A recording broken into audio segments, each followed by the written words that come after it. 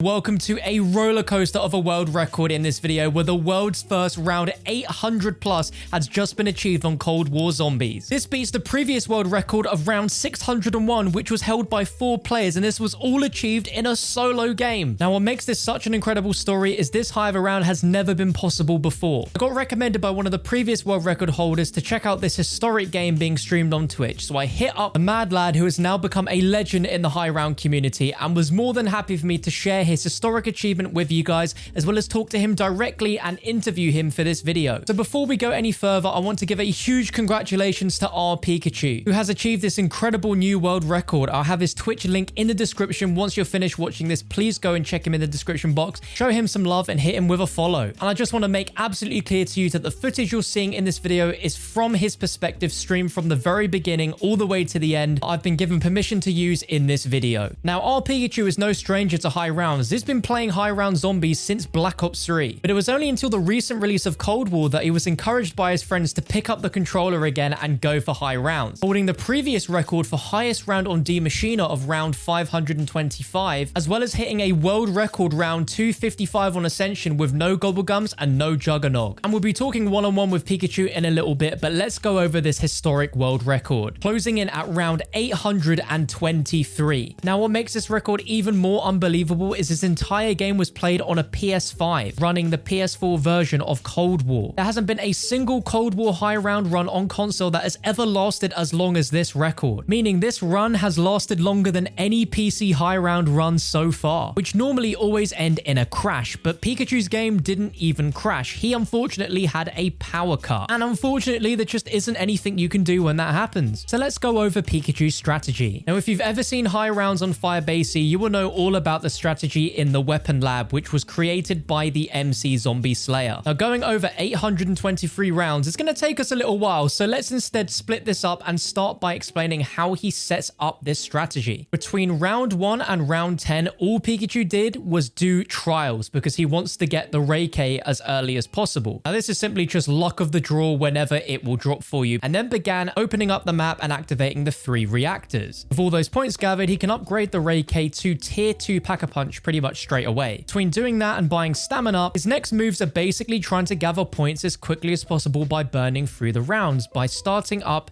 a mild version of the strat by camping at the weapon lab. And this is where the strategy takes place. Prior to that, he has enough points to buy the 4 essential perks, which are Quick Revive, Jug, and Speed Cola, and he buys them in this very specific order so that if he goes down, the only perk he'll lose is Speed Cola. With this setup, it's just a case of standing by this window in the weapon lab and just spraying down at the doorway and using Ring of Fire. Ring of Fire will take out any zombies spawning behind him in the window, and up until about round 40, you can play this very calmly as you see him do here. Now, on round 55 onwards, you get Super Sprinters, and this is where the strategy really begins. And timing with the Ray K is everything for this strat. You begin rounds by shooting down the orb of the Ray K, then switching its firing mode to full fire, and then shooting the orb to explode it. As soon as you get your Ring of Fire back, you then run over to the window, activate the Ring of Fire, then use the automatic firing mode to just rain down on the doorway. Because as you see, any zombies that spawn behind immediately die, and any boss zombies that spawn in should die pretty rapidly as well from those shots being fired with Ring of Fire. Pikachu just makes this look like light work, getting to round 100 in 2 hours 20 minutes, which is a really good amount of time for this map. But obviously round 100 is not what you're here for, because he got to round 823. So how long did it take him? Well, it took him 9 hours 59 minutes to hit round 256, 33 hours to hit 512, and he hit round 768, the triple reset, in 72 hours 18 minutes. Now, his game in total lasted 83 hours, and the only reason why his game ended, like we said earlier, was from a power cut, not even a crash, which is just insane. Now, I'm sure you're curious about what he does during the Orda boss fight waves, which happen every 10 to 12 rounds or so, and this is incredible because all he does is he uses the Stoner, tier 3 Pap, tier 5 with cryo freeze, and if you shoot the crystal that Orda spawns from, just as he's about to come out of it, you can see he gets obliterated in seconds. This high round strategy is so OP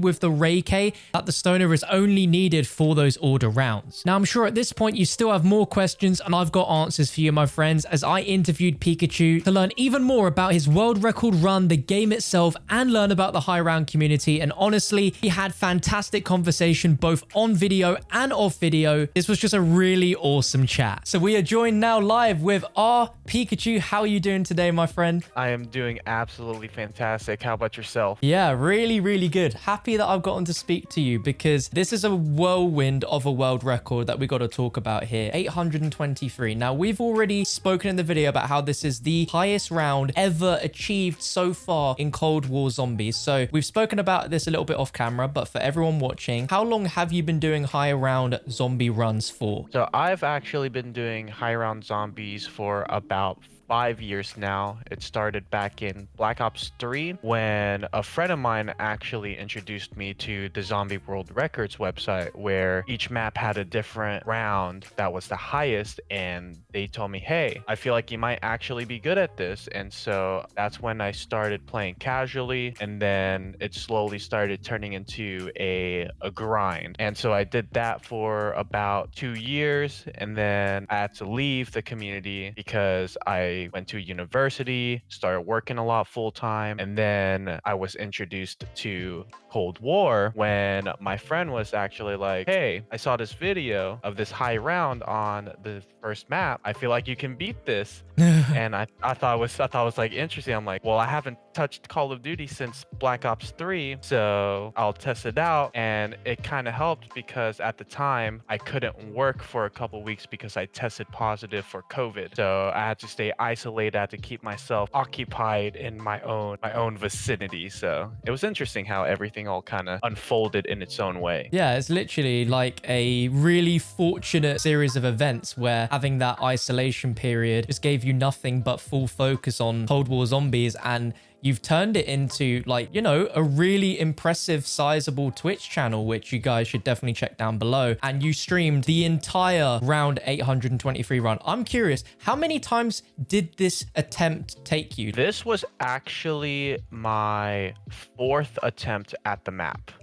So when the map first released, me and a bunch of other streamers were on that serious like race to the first 200. Then just the highest possible. I actually choked it. I died on round 197 on the boss fight because at the time I had about 2 hours of sleep. I had back-to-back 15-hour stream and everything, and so I was just tired. And when that happened, it felt like my soul left my body in a way. And then the day after, I did what we consider the pre-patch world record. Oh yeah, that would be interesting to talk about. So explain what the difference is between pre-patch and now. So the pre-patch was when there was an unintentional bug on the Ray K where the explosive orb, the damage was multiplied higher than it was supposed to. So with the post-patch, they nerfed the damage by 66%. Wow. So with the explosion of the orbs pre-patch, you can easily like 2 explosion as high as you can. With post-patch, it took 5 explosions to 7 without Ring of Fire. So yeah, obviously that would make an incredible difference when it comes to taking out like mimics and manglers and just general speeding through the rounds. Because I've heard of the term that there's a pre-patch Firebase Z run, but I didn't realize that it was that significant of a difference that they made, which is crazy. And so your run was complete post-patch, right? Correct. We got to talk. How long did you spend in game on this, and how many days in total did this run take you? So in game, it was 82 hours and 25 minutes, and I just finished day 8 when it happened. So each day I was putting anywhere between 10 to 12 in-game hours a day on this map. I was tuning into your streams and I couldn't believe how long your game had gone for and how many days consecutively you were streaming just playing the game? Like your whole day must have been taken up just playing this high round run, right? Oh, absolutely. And the thing was like, I was too scared to get off the game because of the fact that everyone kept erroring and everyone's game was ending because of like Delta Tampuma, let's say, or just disconnections, and everyone's just telling me, they're like, hey, I disconnected here, I disconnected there, and I'm just like, oh goodness, I do not want to stop now. So every time I did, I would actually look at my monitor for like an hour or two and just hope that it does not go away. And every time I wake up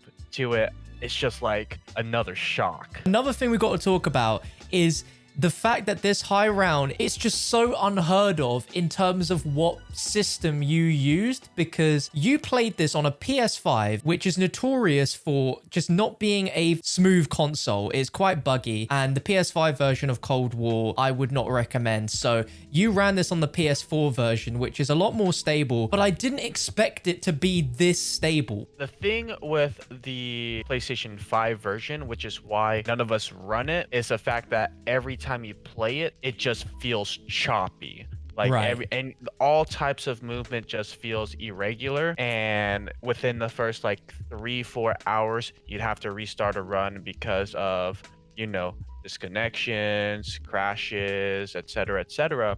And with the PlayStation 4 version, we were surprised it was as stable as it was. But with this particular game, we were all surprised. Even I was surprised, because at the time, prior to this specific run, I had back-to-back crashes at 20 hours. So when this run was going on for as long as it was, I was curious about it. Everyone else was curious about it. They were all asking me, how is your game going on this long? Or every time I do this, I tried replicating what you did. And I'm just like, I really don't know. Like I couldn't answer the question because it was just, there's no explanation really, is there? correct. There's no real identification to what makes my game go longer than anyone else's. Yeah, like I was saying just before we recorded, like your PS5 must be like an absolute tank, because it's just unheard of that most high round games are played on PC for stability reasons. It's unheard of that a PS4 version of Cold War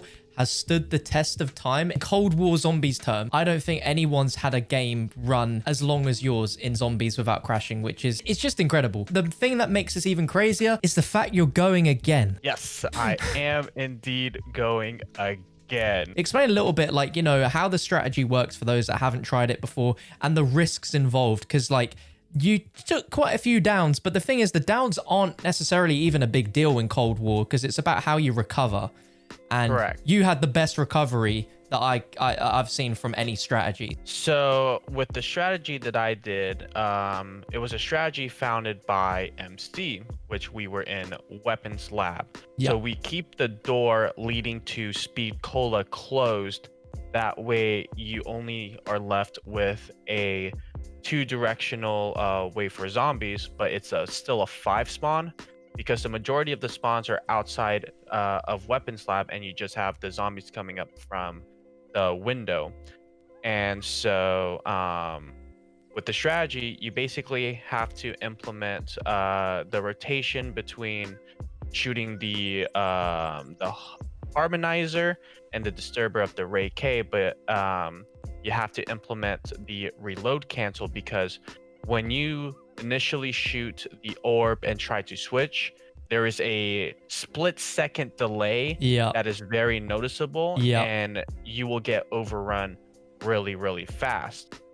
And so after you build that, you get your ring of fire, you pop it as close to that window as possible, because it relatively works like the penthouse strategy in D Machina, in a way to where you don't really have to worry about the zombies on your left side. You just have to focus on the zombies straight ahead, unless you have like a mangler or a mimic jump over. And the only risks, well, the main risk, which is probably the biggest reasons for all of the high round players like downs, is the splash damage of the Ray K, because for every 1 bullet you get 75 damage. And since you shoot the Ray K relatively fast and you don't necessarily kill the mimics and the manglers fast, you might feel like you got instant down. All of us, whenever that happens to us, we're all confused because when we get back up, we'll see we still have all of our armor and everything, and we're just, what even happened? Yeah, like what killed you? And it's actually the weapon that you're holding. So I gotta ask, right?